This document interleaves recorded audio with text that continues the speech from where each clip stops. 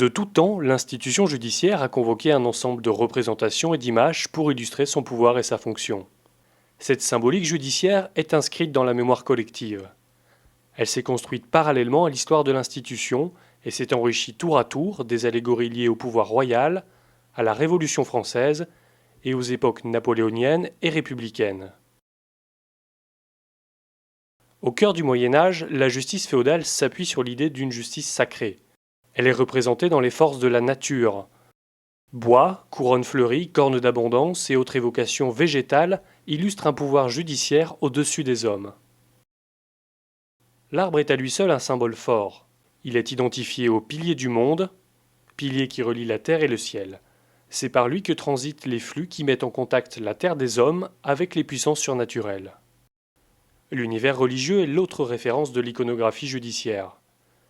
Sa volonté de produire une impression forte sur le peuple en lui rappelant sa fragilité et son état de mortel. Christ en majesté, jugement dernier et attributs religieux comme les rouleaux de la loi du Christ, tous incarnent une justice de morale chrétienne. Au temps des rois, les représentations évoluent. C'est une justice idéale qui s'impose au peuple. Le roi y figure comme intermédiaire direct entre les hommes et Dieu.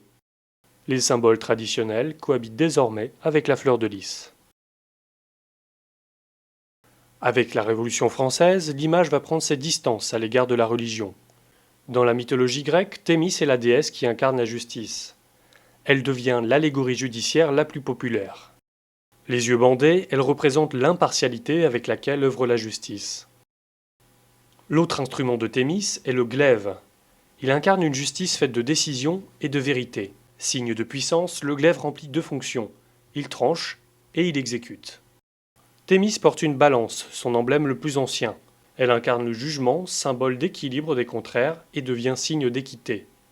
Philosophie et esprit d'une institution, la symbolique judiciaire résonne toujours comme un idéal de justice.